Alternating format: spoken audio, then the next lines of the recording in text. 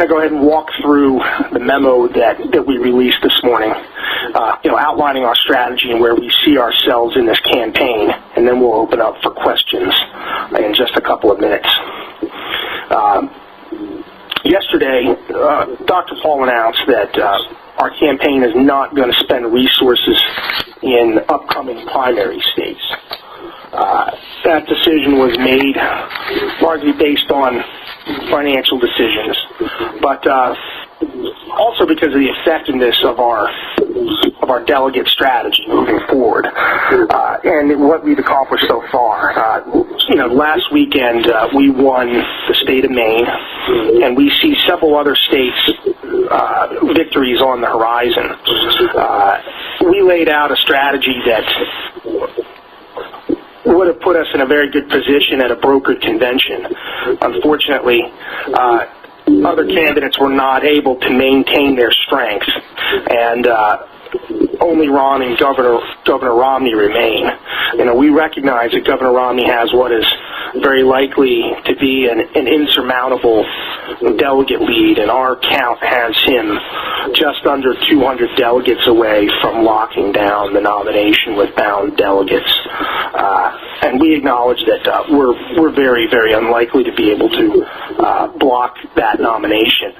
However, we believe that we still have very, very strong things that we can accomplish by continuing this campaign, and Dr. Paul is continuing our campaign.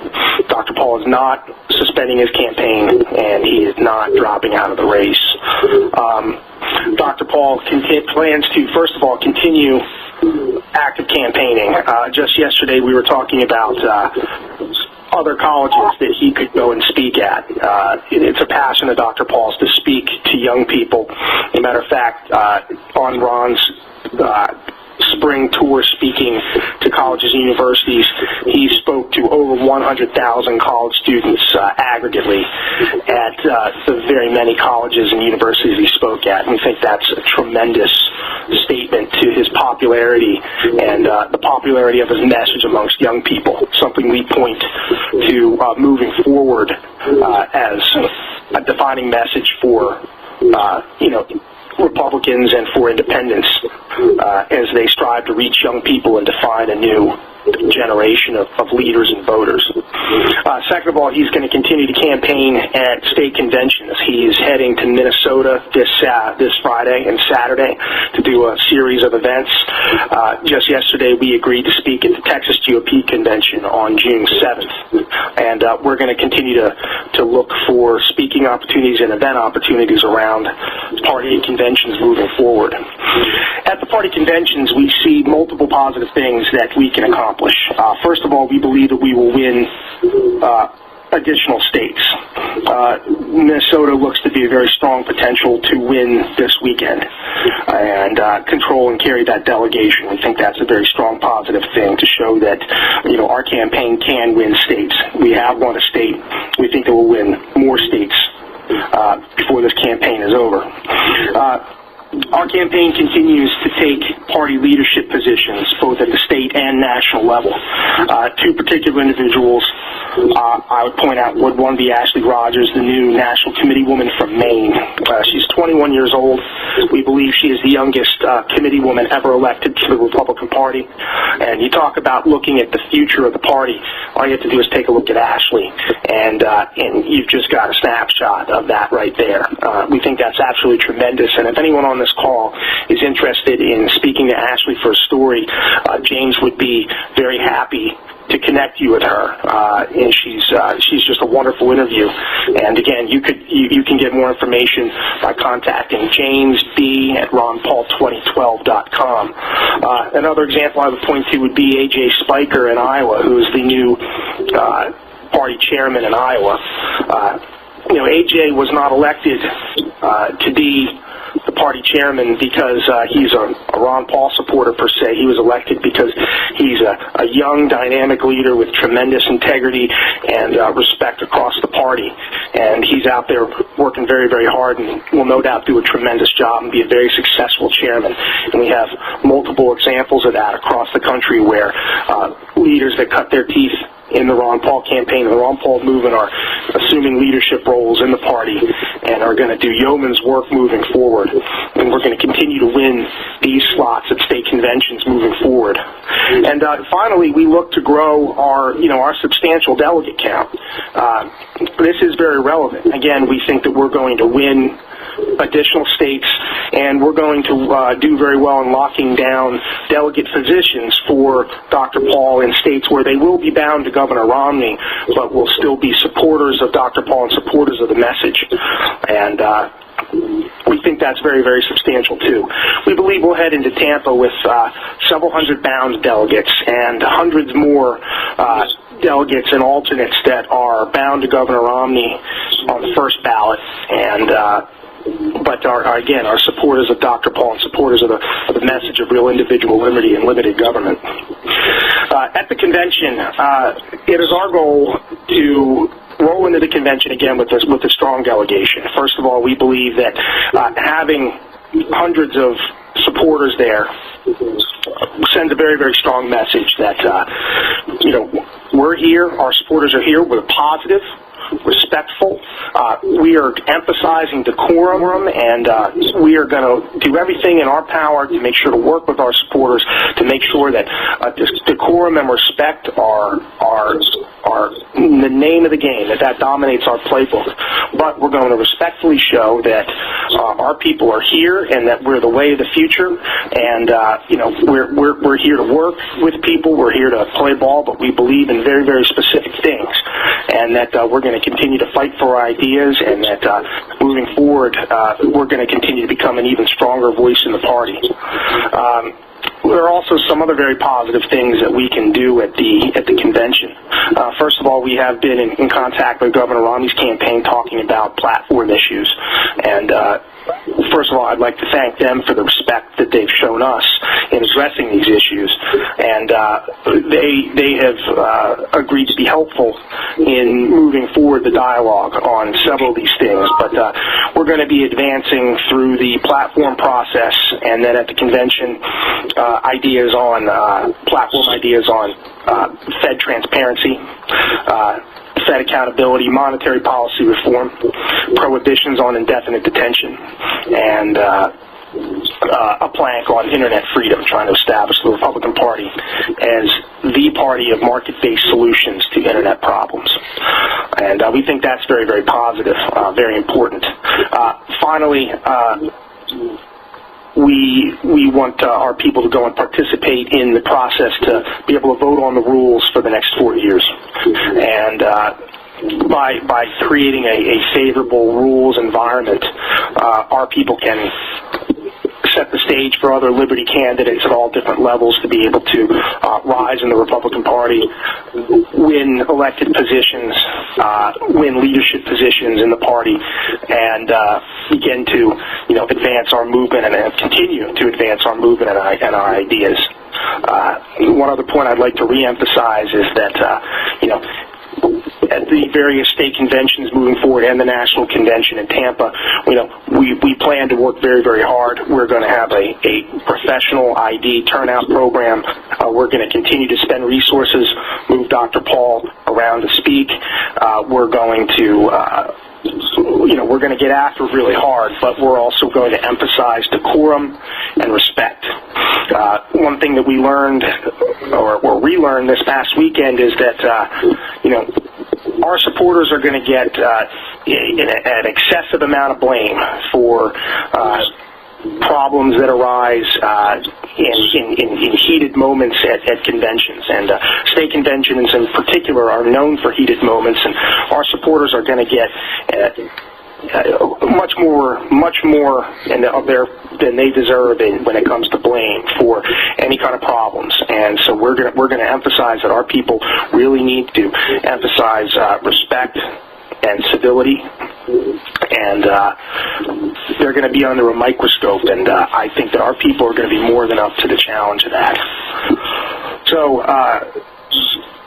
with all that said, I would again like to thank everybody for joining us, and I'm going to go ahead and open up the call for any questions. If you would like to ask a question, you'll please hit *6 to unmute your phone. Muting canceled. identify the organization that you're representing. Hi, Jesse. It's Sarah McCammon with Public Radio again. Just wondering, you've said that you think that, Romney has pretty much locked up the nomination. What happens in the fall? Do you think your supporters will get behind the Republican nominee? I think Sarah, that's an excellent question. I think that is still up for grabs. I think that a lot of that is going to be determined by what plays out in the next several months, up through Tampa. I think that in a lot of ways the ball is in the court of the Republican Party and the court of Mitt Romney. We're coming forward and we're bringing forward an attitude of respect, and we're also bringing forward some very specific things that we believe in. Our people want to be respected in return, and if our people are treated with respect, if their ideas are embraced and treated seriously and treated with respect, I think the Republican Party has a very good chance to pick up a substantial number of their votes. On the flip side, if they're treated, I guess, largely like they were in 2008, I think a lot of people are gonna stay home. A lot of people are gonna sit on their hands. So, just again to repeat, I think that is still very much up in play. I think a lot of that is going to be determined by what plays out in the next several months and through the National Convention in Tampa. Hey, Jesse, this is Jackie Kucinich with USA Today. I just want to follow up on that. Hey, is there any point where Congressman Paul will endorse Mitt Romney? At this point, that's still premature because Dr. Paul is still a candidate. I would never say never. I do not believe that is likely. But we don't deal in absolutes and close everything out. Dr. Paul is willing to listen and willing to have conversations and willing to enter anything with an open mind. Hey, Jesse, Alex Pappas from the Daily Caller. Hey, Alex. On that topic of having an open mind, do you think any chance later on down the road that Dr. Paul would have a conversation with Gary Johnson about perhaps getting behind him and helping him out? No, there's no chance of that. Hey, Jesse, Anthony Terrell, NBC News. Hey, Anthony. Hey, man. So you said the platform you're going to try to influence is on the Fed, indefinite detention, and on internet freedom. What about foreign policy? That seemed to be a big topic for Dr. Paul in the campaign, and I'm surprised not to hear that foreign policy is included on this platform that Dr. Paul wants to influence in the Republican Party. Is that going to be something he's going to push?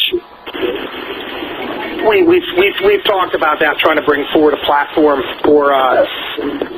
We're going to pursue something through the platform on constitutional war, declaring that only war is declared by the Congress.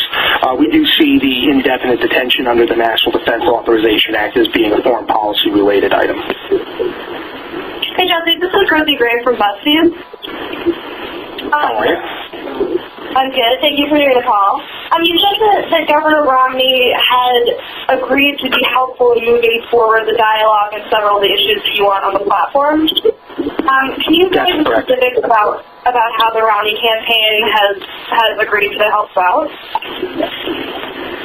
Oh, it's nothing too complicated. We've had a couple of conference calls, and we've laid forward what we're going to be looking to do. They've agreed to take a look at some language and talk about what they could support and what they could get behind. The platform it's a little complicated. The party controls it, but the candidate has to own it. So there's a certain dynamic there where we need to work through the party, but we also have to out of respect, we're going to be open with the Romney campaign about what we're talking to the party about, and we're committed to doing that. We've always had a very civil, professional, genteel relationship with the Romney campaign. We've appreciated that. So, we're gonna let them know, what we're advancing and offer them the opportunity to comment on the language that they would be comfortable with. Hey, Jeff, John Ward. I'm sorry, John? Yeah, John Ward here at the Huffington Post. Yeah, so you said that it's important that your ideas be treated seriously and with respect. Can you get a little bit more specific about what that means? Does that just mean the way in which they interact with you, or does it mean something tangible? And to follow on Anthony's point, why nothing on the sides of government or spending? Spending is a very, very complicated issue to deal with in the platform. We've been told that the party is going to largely embrace Paul Ryan, the Ryan plan, which of course isn't as strong as we'd like, but it's a start. It's a dialogue in the right direction.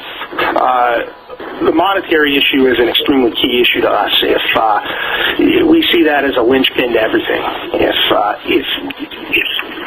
if we can't control the size and the rate that the monetary unit is increased or debased, then really no other problems can be solved. So we see that as a real linchpin to solving all of our problems. So that is the core issue at which we want to go after.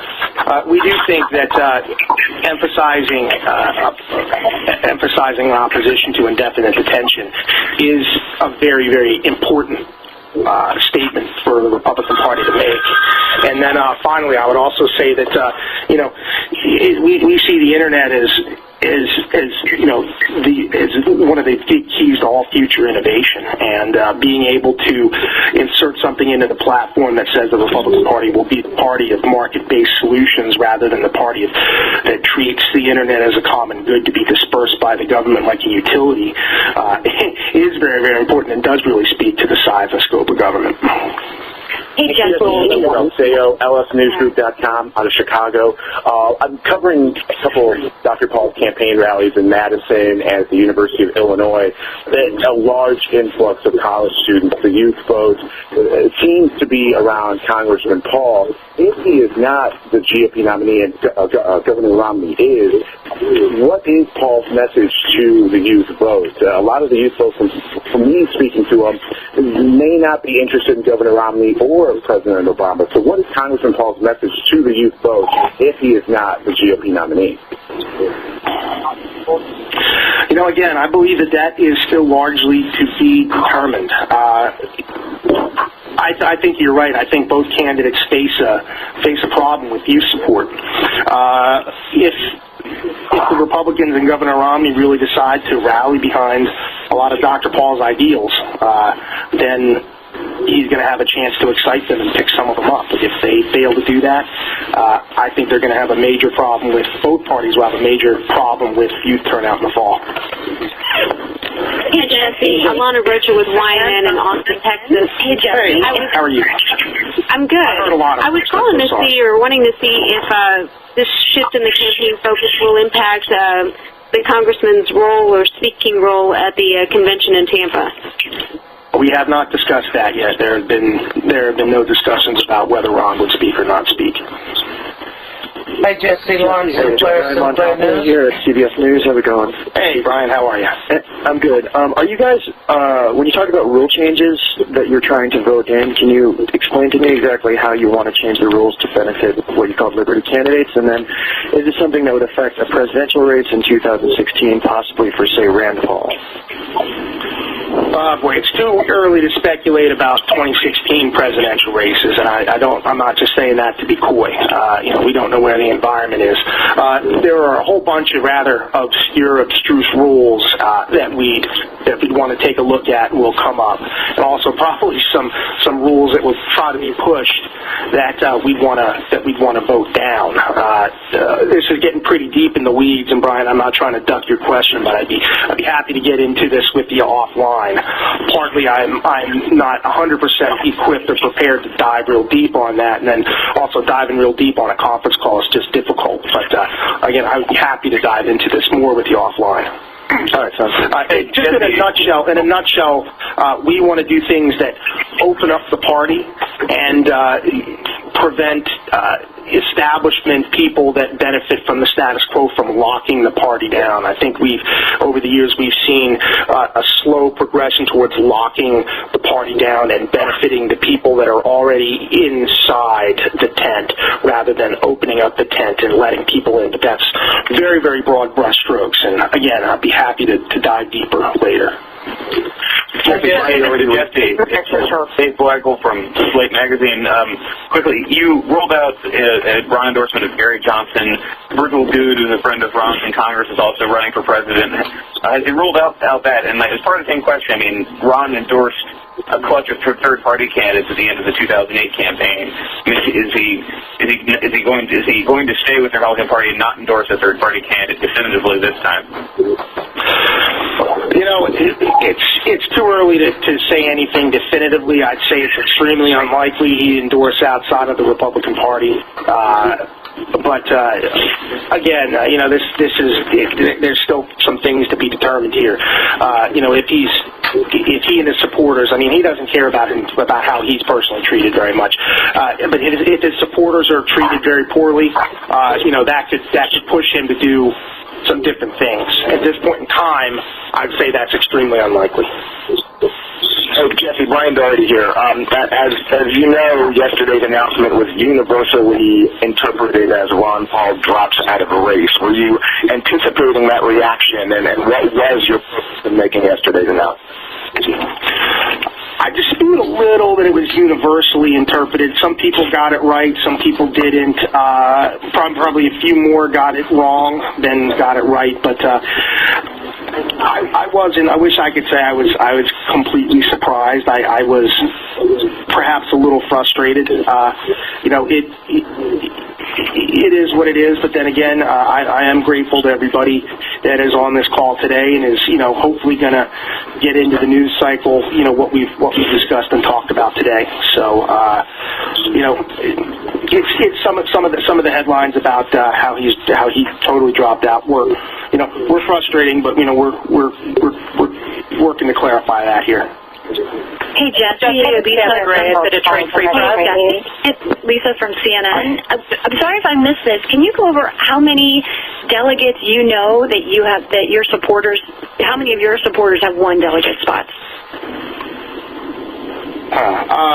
We don't give our exact delegate count, but at this point in time, we believe we have over 100 bound delegates and over 200 delegates that are bound to Romney but are our supporters. We believe we can substantially grow those numbers, and that's not including alternates. Thanks, Jesse. It's Kathy Gray with the Detroit Free Press. With the campaign being in Minnesota this weekend, Michigan's convention is this weekend also. Any plans to have any presence here? No, we do not plan to go to Michigan. I think our campaign is not officially backing any action at the Michigan convention, although I do think we have a good group of grassroots supporters that are going to be attending and hopefully being very effective while, again, keeping a good level of decorum and professionalism. Okay, thanks. Jesse, this is Grace Weiler from Business Insider. Hey, Grace. Hey, are you guys doing anything to make sure that your supporters don't feel abandoned by your decision to stop campaigning? And as a follow-up, what are your fundraising expectations going forward and for your May 17th money bomb? Well, you know, our expectations for our May 17th money bomb are not particularly high. You know, we have not promoted or pushed it at all yet. We're gonna make a push and an appeal, you know, very frankly, and lay out, as we've been trying to lay out for the past month, that our focus is going to be on conventions, and that we do need to continue to fund our convention and delegate efforts.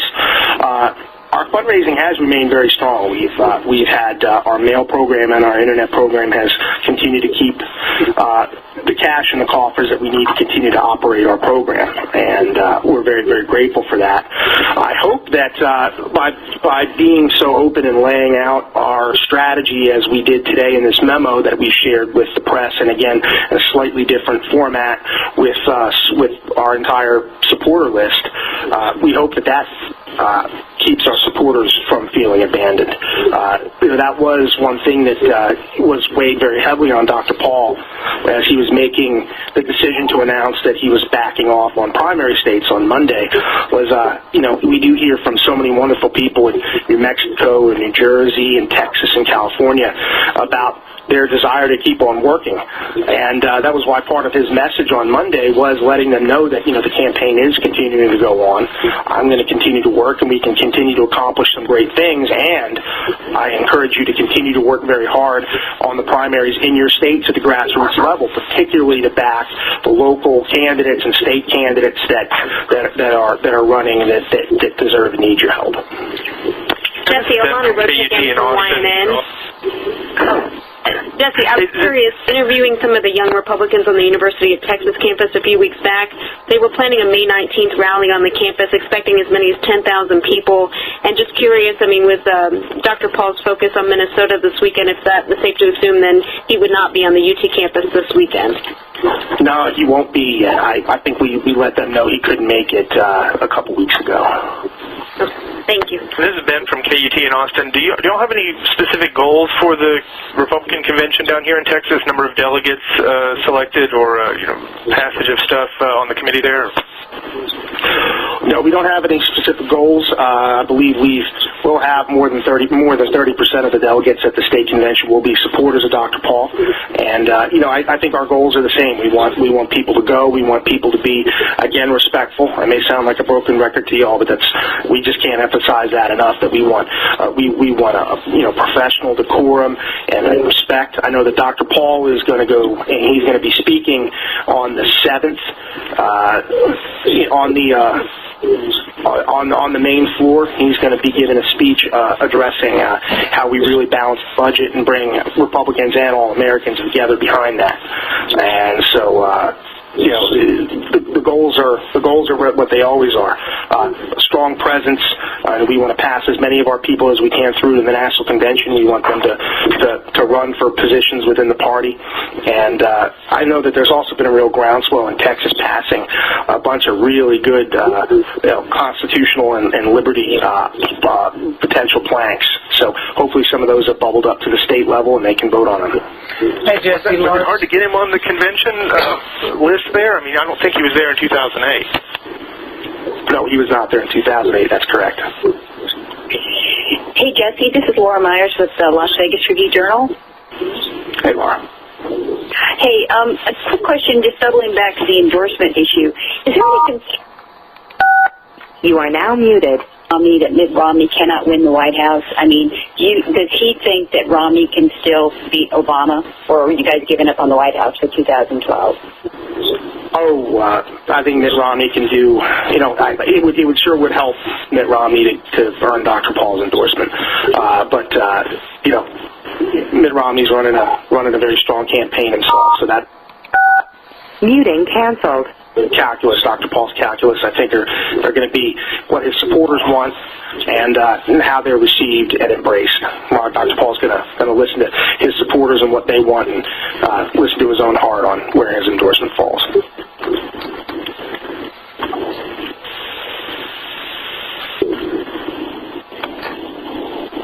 Jesse, real quick, what other states, you said you think you can get a majority in Minnesota. Where else do you think you might be able to do that? Possibly Washington State, possibly Missouri, and possibly Louisiana. Not Iowa? Oh, yeah, Iowa too. I'm sorry. I missed that one. Jesse, this is Rosie Gray again. Hey, Rosie. It seems as though you've emphasized a lot how you want your supporters to be respectful and well-behaved at the convention. How concerned are you that they won't be?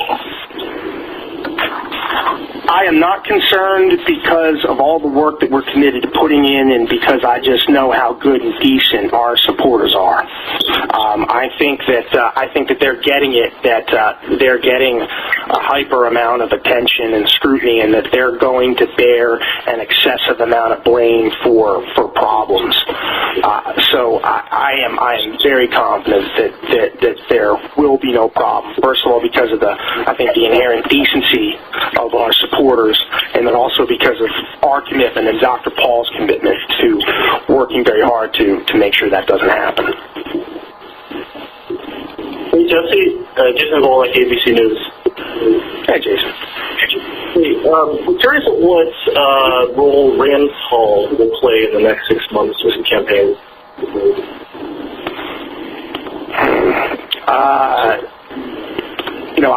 I don't own Rand anymore. I'm no longer his campaign manager. I know that Rand has said that he will support the Republican nominee, and I believe now it's Rand.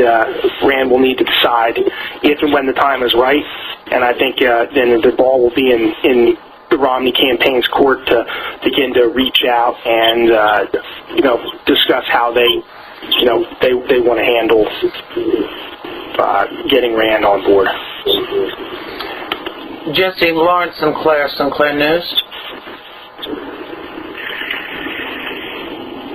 Yes, go ahead, please.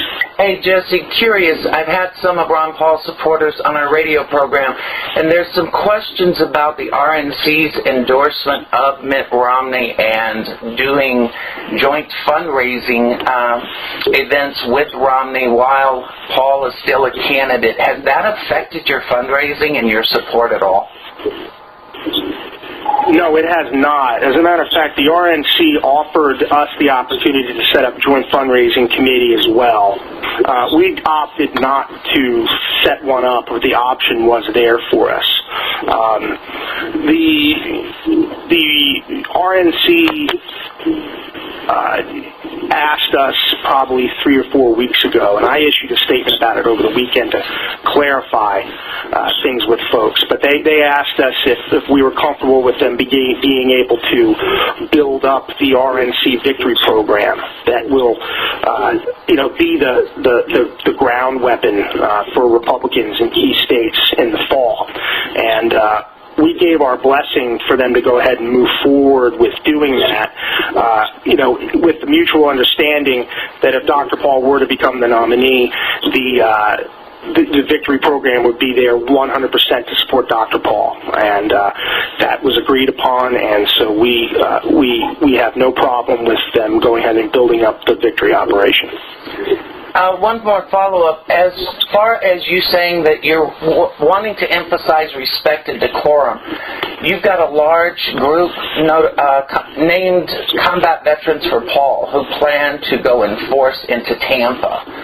And their representative said that they intend to make their presence known at the convention. Are you trying to jump out ahead of these groups that you think that might actually cause the establishment to look at Paul in a different light? Well, I don't have very much information about that. Free people are able to do what free people can, and that's what makes America so great. So any group that wants to go ahead and march or whatever they want to do, more power to them. We're only accountable and responsible for the folks that are going to be Paul delegates on the floor of the convention, and we're committed to working with them to make sure that things are done with professionalism and decorum. Thank you. Jesse, Grace Weiler from Business Insider again. Just one quick follow-up to that. Why turn down the RNC's offer to do joint fundraising? Wouldn't that go with the idea of, taking over the Republican Party? It was a calculated decision that it didn't gain us a whole heck of a lot. I can run down with you offline how a JFC works, but it basically allows us to bank up money that could be used for the general election in an account, and allow our people that have already maxed out to us to, again, give more that could be banked up. We just didn't calculate that it was that it was worthwhile for us to do.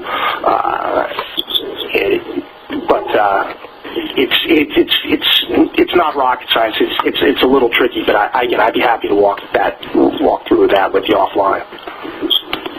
Thanks. All right, folks. It sounds like the calls the questions are really starting to slow up, and you've been hearing me yak for over half an hour now.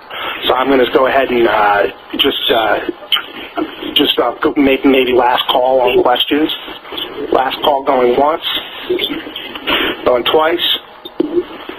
All right, thank you very, very much to everybody that's participated. For any further follow-up information, you feel free to email me or email our National Press Secretary, James Barcia, jamesb@ronpaul2012.com. Also, Gary Howard, our Communications Director, Gary H. at ronpaul2012.com. We're so grateful for everybody participating, and we look forward to working with you in the future.